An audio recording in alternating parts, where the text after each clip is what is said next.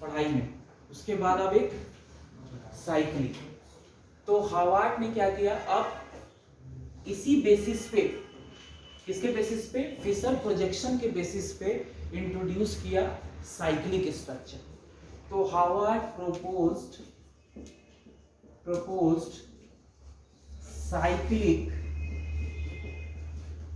पहले समझ लो साइक्लिक और रिंग फॉर्म, प्रपोज साइक्लिक और ring form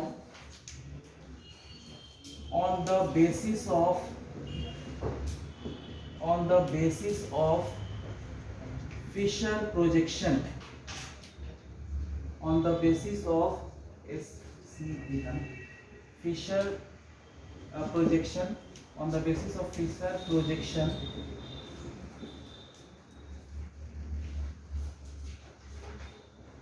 on the basis of Fisher projection formula। और जो दो रिंग थी, मतलब दो रिंग फॉर्म में, टू रिंग फॉर्म बताया उन्होंने। साइक्लिक रिंग में भी again two form, cyclic ring की।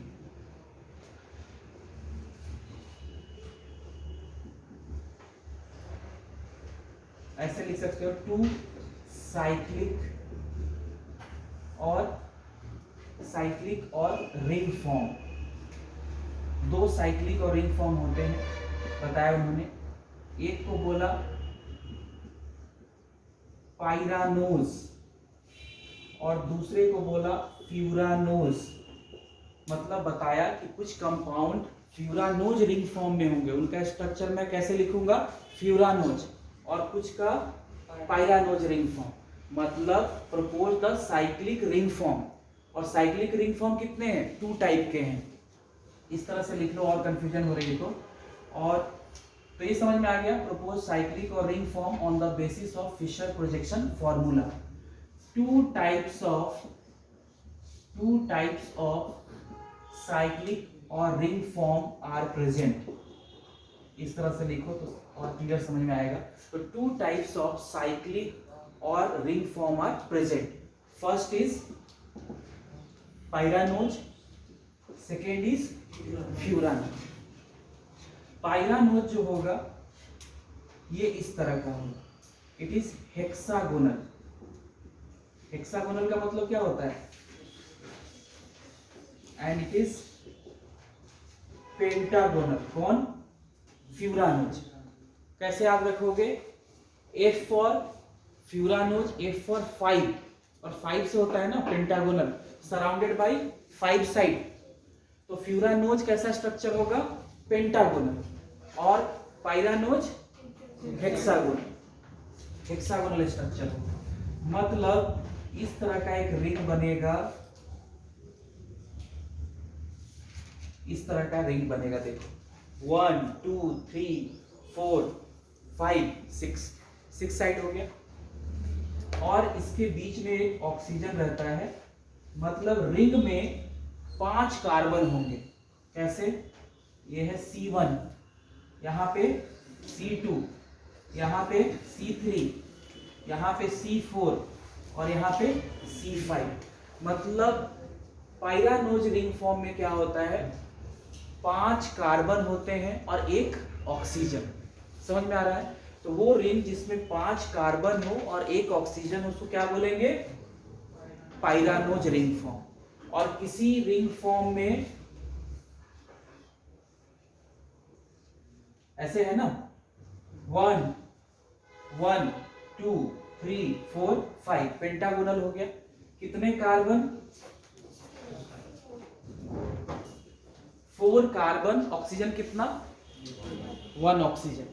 तो यहाँ पे जो पाइरानोज है इसमें क्या होगा, it consist of 5 carbon and 1 oxygen. 5 carbon 1 oxygen. इसको ऐसे लिख लेना, नहीं तो समझ में नहीं आएगा, लगेगा क्या है। इस तरह से 1 ऑक्सीजन। फ्यूरानोज में 4 कार्बन एंड 1 ऑक्सीजन। ठीक है, तो इतना इस तरह का रिंग होगा, तो इसको बोलते हैं 2। अब समझ लो, पहले लिख देता हूँ, फिर आप सब इसको नोट कर लेना। अब ग्लूकोज का कैसे लिखेंगे देखो। ग्लूकोज जो होता है हमेशा पाइरानोज फॉर्म में एग्जिस्ट करता है। तो पहले पाइरानोज फॉर्म लिख लो, लिख लिया, सही है। अब कार्बन लगा दो, यहाँ पे C1 है, C2 है, यहाँ पे क्या है C3 है, यहाँ पे C4 है, यहाँ पे मतलब बीच में है, ठीक है ना, यहाँ पे C5 है और इसके साथ कुछ लगा होगा नीचे, और यहाँ पे C6। 6 था ना कार्बन किसमें, ग्लूकोज में, तो 6 लगाओगे ना तो 5 तो रिंग में आएगा, एक रिंग से बाहर रहेगा। तो क्या है 5 कार्बन रिंग में, क्योंकि पाइरानोज में क्या होते हैं 5 कार्बन होते हैं, 1 ऑक्सीजन होता है, तो यहाँ भी 5 कार्बन 1 ऑक्सीजन, लेकिन ग्लूकोज में 6ठा कार्बन है तो वो कहाँ आएगा, ऊपर। क्लियर। अब देखो कैसे लिखोगे रिंग। अब देखो C6 जो ग्लूकोज में था वो क्या है CH2OH है बेसिकली, ठीक है। तो यहाँ पे लिख सकते हैं इसको CH2OH, लिख दिया मैंने, कोई गलती नहीं है। अब देखो ऑक्सीजन यहाँ पे किससे सराउंडेड था, किस दो मतलब शेड हो रहा था, किस 2 कार्बन से, फर्स्ट और C5 क्या कर रहे थे, उसको पकड़ के रख रहे थे, एक कर रहा था मेरी तरफ, एक कर रहा था नहीं मेरी तरफ, तो बीच में रह गया। तो यहाँ भी देखो C1 और C5 है, यहाँ भी देखो C1 और C5, सही है। तो इसी के बेसिस पे ये लिखा। उसके बाद अब देखते जाओ, C1 पे क्या था, H था एंड OH था, तो लगा दो HOH, सही है, कोई दिक्कत नहीं है। C2 पे बोलो क्या लिखूंगा, H, सही है। C3 पे बोलो ऊपर क्या लिखूंगा, H की OH, वेरी गुड, OH और नीचे H। C4 पे बोलो H ऊपर ना, H ऊपर, मैं नहीं देख रहा, आप ही बता रहे हो, सब गलत नहीं बोलना है। और यहाँ पे बोलो क्या लिखूंगा, सिर्फ H लिखूंगा ना, देखो C5 पे क्या H ही तो लगा हुआ है ना, तो H यहाँ लिख दिया बस। और CH2 तो 6 नंबर पे है, तो CH2OH जो है वो 6 नंबर पे। समझ में आया। तो यही स्ट्रक्चर हो गया ग्लूकोज का, यही आपके NCERT में बना हुआ है। क्लियर। तो इस तरह से अब आपको समझ में आएगा, नहीं तो ऐसे लिखने में आपको लगता है पता नहीं कैसे लिख दिया गया है, अब आपको समझ में आएगा इस तरह से लिखा गया है। तो ग्लूकोज का स्ट्रक्चर आ सकता है, ये आपको आना चाहिए। लिखो अब इन सबको।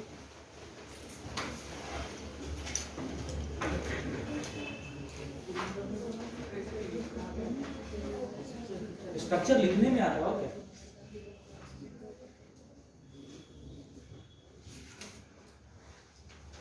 पढ़ाई का बहुत कम ही जगह यूज आता है ना, लेकिन पढ़ता है आदमी।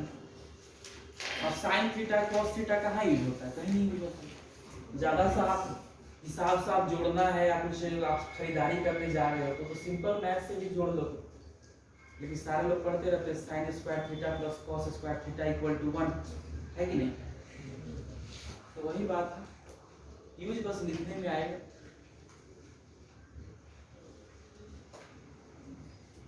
और नीट में ज्यादा से ज्यादा ग्लूकोज का स्ट्रक्चर पूछ सकते हैं। हाँ ये है कि ये बेसिक है ऑर्गेनिक केमिस्ट्री का, वहां ये चीजों में आपको प्रॉब्लम नहीं होगी, वहां DL सुने रहोगे, फिर अभी मैं एक स्मॉल d और स्मॉल l भी बताऊंगा वो क्या बोलते हैं, तो सारा कुछ ये आपको समझ में आएगा वहां पे। वहां भी फिशर प्रोजेक्शन फॉर्मूला आता है ग्लूकोज के लिए, फ्रक्टोज के लिए, तो वो ऑलरेडी आपको पता होगा।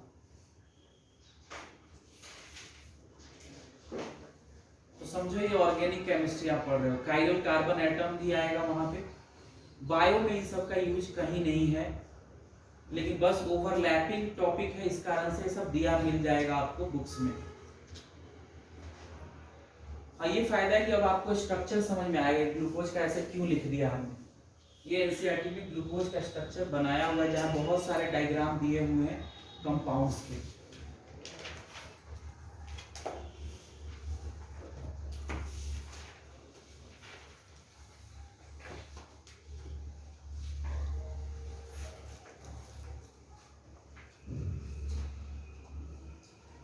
तो आप अपना एकदम गोल डिसाइड करो, NCERT बिल्कुल पढ़ना है, अगर सिर्फ हमें नीट को देखना है, अगर आपको यहाँ के एग्जाम से उतना मतलब नहीं है तो आप स्किप कर सकते हैं इन सारी चीजों को, बिल्कुल एनसीईआरटी ही पढ़ो बार बार। मैं भी एक लाइन नहीं छोड़ूंगा, मैं छोड़ता भी नहीं, मैं बता के चलता हूँ आपको कहाँ क्या दिया हुआ है। तो जितना अभी तक बायोमोलिक्यूल में है, तो जहां तक बायो मैक्रोमोलिक्यूल्स ये सारा कुछ था वो एनसीईआरटी का पार्ट है। अभी से जो सारा कुछ है ये एनसीईआरटी में आपको नहीं मिलेगा, बस एक स्ट्रक्चर लिखा मिलेगा वहां। तो शुरू से अपना माइंड मेकअप करके चलो कि मुझे अगर नीट में ही मार्क्स लाने हैं, यहाँ पे कम नंबर आएगा तब भी चलेगा, तब आप सिर्फ एनसीईआरटी पढ़ना है, क्योंकि यहाँ एनसीईआरटी पढ़ के नंबर नहीं आएगा। आएगा 110 100 तक आराम से आ जाएगा, 150 एवं 140 लाने के लिए आपको सारा कुछ पढ़ना पड़ेगा, सीट सॉल्व करनी पड़ेगी, प्लस जो भी क्लास में वो पढ़ना पड़ेगा, एनसीईआरटी भी पढ़ना पड़ेगा, तब जो भी इंटरनल एग्जाम होगा तब उसमें आपके मार्क्स आ पाएंगे।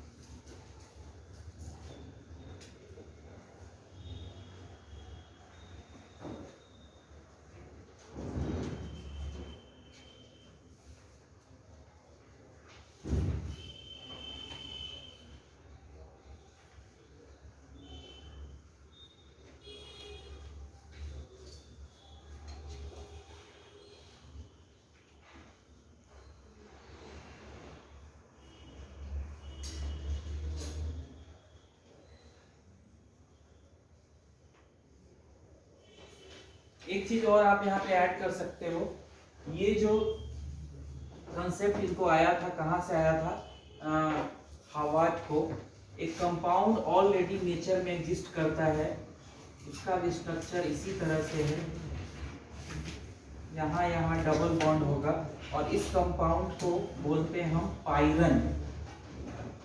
तो ये स्ट्रक्चर है पाइरन, यहाँ से लिया पाइरानोज रिंग फॉर्म, और एक स्ट्रक्चर होता है फ्यूरन, ठीक है, ये स्ट्रक्चर है ऑर्गेनिक केमिस्ट्री का फ्यूरन, यहां से लिया गया फ्यूरानोज, तो ये भी आप ऐड कर लेना। तो ये फ्यूरन कंपाउंड से फ्यूरानोज फॉर्म आया, और पाइरन स्ट्रक्चर से पाइरानोज आया।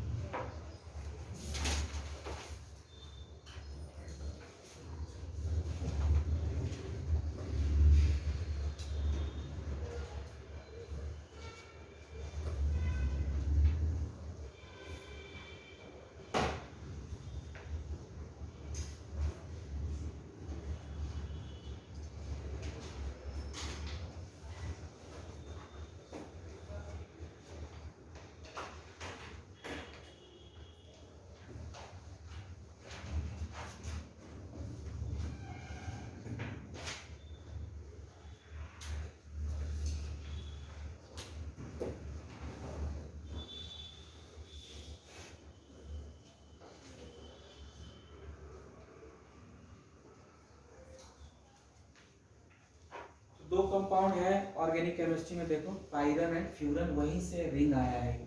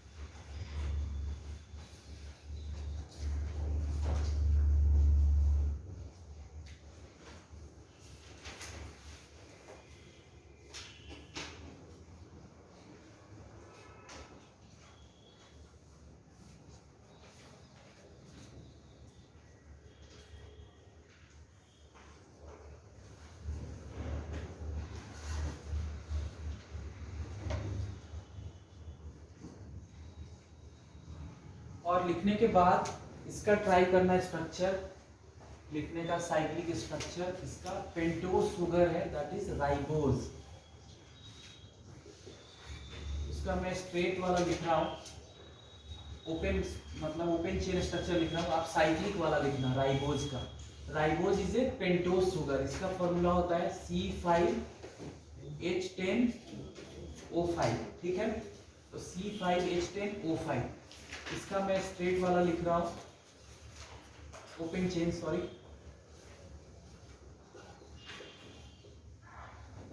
1 2 3 4 5 कार्बन हो गया। यहाँ पे CHO लगा दो, यहाँ पे CH2OH लगाना है, और यहाँ पे कोई चेंज नहीं है, राइट साइड में ही सारे OH आते हैं और लेफ्ट साइड में सारा H आएगा।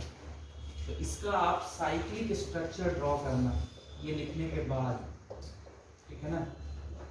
तो ये सब नोट करने के बाद आप राइबोज का स्ट्रक्चर लिखना है, बुक नहीं खोलना है NCERT, ऐसे ही लिखना, वहां पे दिया हुआ है,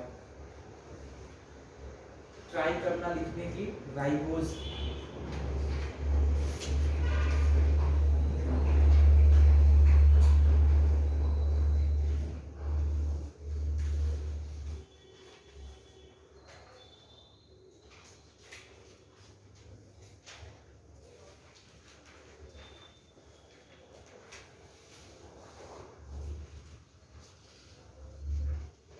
लिखने के बाद क्या करना है, राइबोज का स्ट्रक्चर लिखना है, साइक्लिक वाला है।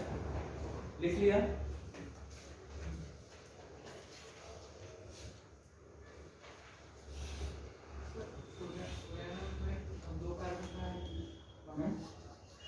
में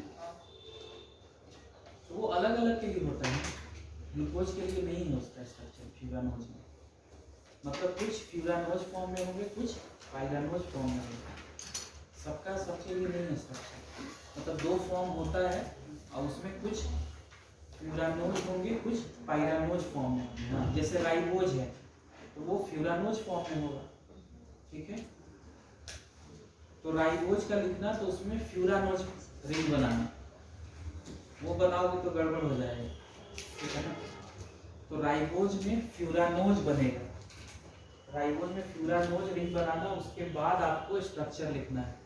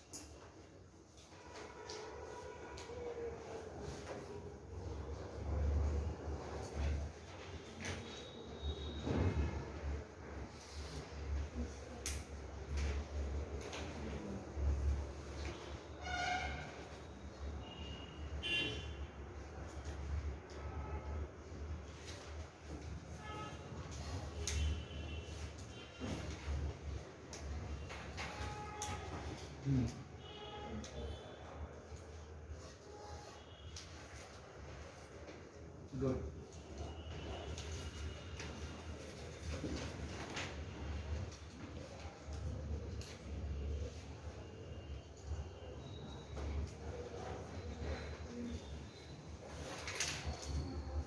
लिखिए।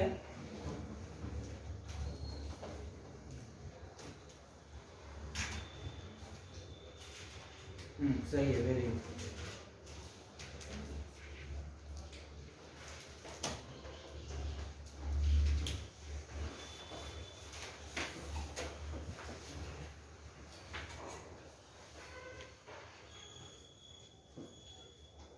लिख लेना और एनसीईआरटी देखना आप चेक करने के लिए कि सही लिखा है कि नहीं आपने।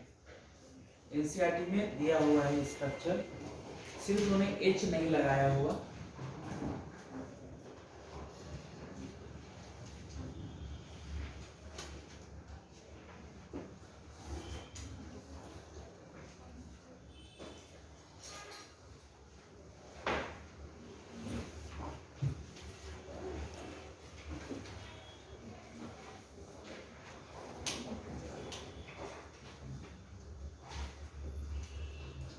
लिख लिया सभी लोगों ने राइबोज का? चेक कर लो एनसीईआरटी से, सही है?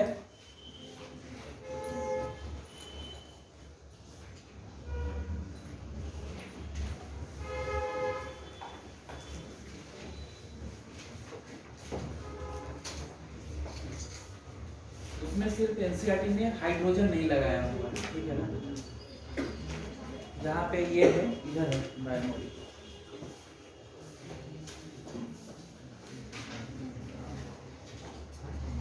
ऐसे ही लिखा था, एच वहां लगाया था आपने, है ना? ये एच इन्होंने छोड़ा हुआ है, समझ गए? हर जगह पे सही है। तो इस तरह से साइक्लिक स्ट्रक्चर लिखते हैं किसी भी कंपाउंड का।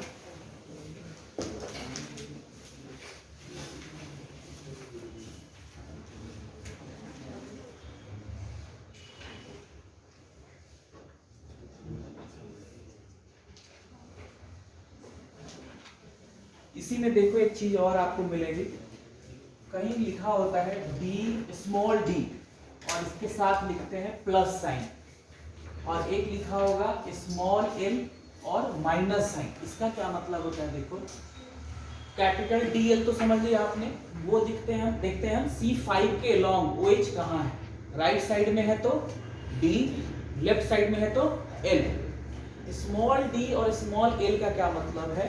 या उसके साथ प्लस साइन भी हो सकता है, डी ना लिख के सिर्फ प्लस भी लिख सकता है, तो सेम है दोनों, डी हो या प्लस हो या एल हो या माइनस हो। प्लस डी या प्लस का मतलब होता है डेक्स्ट्रो रोटेटरी, और एल का मतलब होता है लीवो रोटेटरी। मतलब वो कंपाउंड जो किसी प्लेन पोलराइज लाइट को राइट की तरफ शिफ्ट कर दे, ठीक है? जैसे एक कंपाउंड लिया आपने और प्लेन पोलराइज लाइट का मतलब होता है एक डिवाइस होती है पोलैरीमीटर। वो पोलैरीमीटर सपोज ये डिवाइस है, यहाँ से जब आप इस लाइट को पास कराओगे, सिंपल कोई भी लाइट है, तो इसके बाद जब लाइट पास होती है तो उसी को बोलते हैं प्लेन पोलराइज लाइट। ये था क्या? पोलैरीमीटर। यहाँ पे रखा हमने एक कंपाउंड, क्लियर? सपोज ये कंपाउंड हो गया डस्टर, और यहाँ से हमने इस तरह से ये डिवाइस हो गया पोलैरीमीटर जो मेरा लेफ्ट हैंड है, और यहाँ पे ये कंपाउंड है। अब लाइट यहाँ से जब पास करके इसके बाहर निकलेगी पोलैरीमीटर से, तो इसको बोलते हैं प्लेन पोलराइज्ड लाइट। अब ये आकर यहाँ पे स्ट्राइक करेगी। अगर ये कंपाउंड इसको राइट साइड की तरफ भेज देता है, किसको? लाइट को, तो वो होगा डेक्स्ट्रो रोटेटरी। क्या होगा? Dextro rotatory.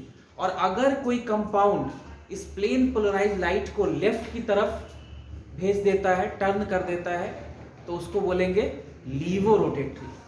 Okay, means glucose is dextro rotatory. Glucose जितना भी नेचर में ग्लूकोज प्रेजेंट है, जैसे ग्रेप्स में, अंगूर में ग्लूकोज है, हमारे ब्लड में ग्लूकोज है, तो जहां भी ग्लूकोज प्रेजेंट है वो किस फॉर्म में है? डेक्स्ट्रो रोटेटरी फॉर्म में। हमेशा लाइट को राइट साइड में क्या करेगा? टर्न कर देगा, शिफ्ट कर देगा। तो ग्लूकोज क्या हो गया? डेक्स्ट्रो रोटेटरी, या इसीलिए उसको डेक्स्ट्रोज भी बोलते हैं। क्या बोलते हैं? डेक्स्ट्रोज। सिर्फ लैब में आप लीवो रोटेटरी ग्लूकोज बना सकते हैं, अदरवाइज नेचर में ग्लूकोज किस फॉर्म में? डेक्स्ट्रो रोटेटरी फॉर्म में एग्जिस्ट करता है। क्लियर? लीवो रोटेटरी वो हुए जो लेफ्ट साइड में, जैसे फ्रक्टोज इज लीवो रोटेटरी हमेशा नेचर में। F for fructose, F for fruits, जितने भी मीठे फल हैं एक्सेप्ट ग्रेप्स, अंगूर के अलावा जितने भी मीठे फल हैं उसमें कौन सा है? Sugar, fructose. और वो क्या है? लीवो रोटेटरी है, मतलब लेफ्ट की तरफ शिफ्ट करेगा, और इसीलिए जो फ्रक्टोज है उसका नाम है लेवुलोज। क्या बोलते हैं? लेवुलोज। ओके, तो बस ये हेडिंग डालो, उन्हीं के नीचे जहां पे लिख रहे थे आप उसका लिखो D+, ऐसे लिखो, स्मॉल डी लिखना, मतलब स्मॉल डी ब्रैकेट में लिखना प्लस। इसका क्या मतलब है? स्मॉल डी भी लिखा हो या सिंपल प्लस हो, दोनों का एक ही मतलब है। तो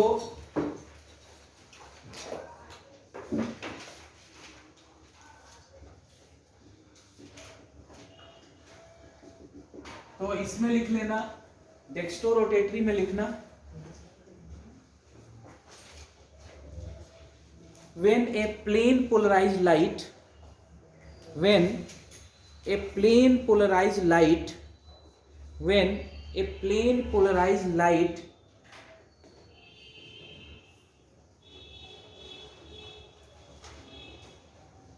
when a plane polarized light strike to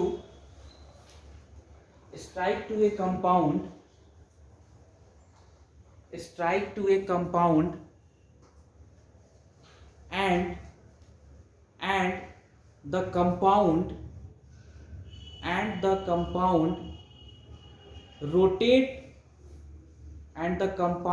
rotate this plane polarized light,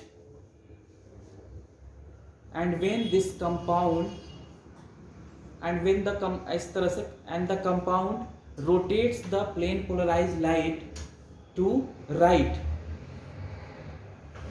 then compound is called as dextrorotatory.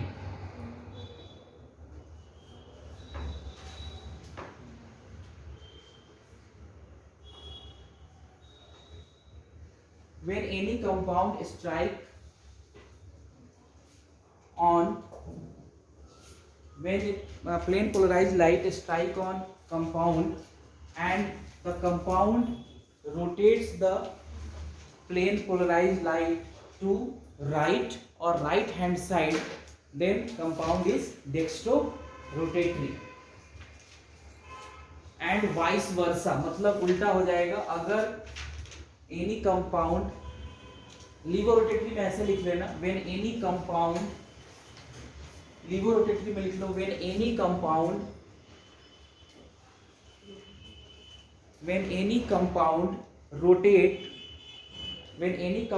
rotates plane polarized light, levorotatory में लिखना, when any compound rotates plane polarized light, when any compound rotates plane polarized light to right hand side,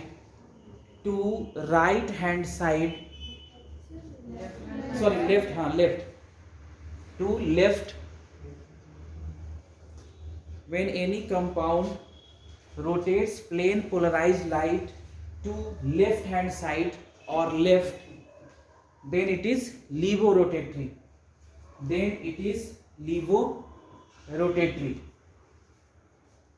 इसमें example लिख लेना, glucose, ऊपर वाले में glucose example लिखना, लीवो में लिख लेना फ्रक्टोज, और इसीलिए ग्लूकोज का दूसरा नाम है डेक्स्ट्रोज और फ्रक्टोज का दूसरा नाम है लेवुलोज। क्लियर? और प्लेन पोलराइज्ड लाइट का मतलब हुआ जब light, when light passes through an instrument,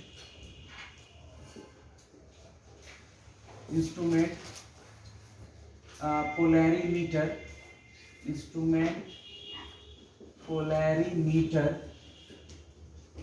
then it is called as PPL, that is plane polarized light. So when light passes through an instrument, polarimeter, then it is called as plane polarized light. ठीक है? तो dextro में right की तरफ, लीवो में left की तरफ rotate करते, उसी को बोलते हैं डेक्स्ट्रो रोटेटरी एंड लीवो। मतलब डिफरेंस हमेशा समझना है, कंफ्यूज नहीं होना, डी और एल से कंफ्यूज नहीं होना। कैपिटल डी का अलग मतलब है, स्मॉल डी का अलग मतलब है। स्मॉल डी के जगह पे प्लस साइन भी लिखा हो सकता है, तो कंफ्यूज नहीं होना हम लोगों को, ठीक है ना।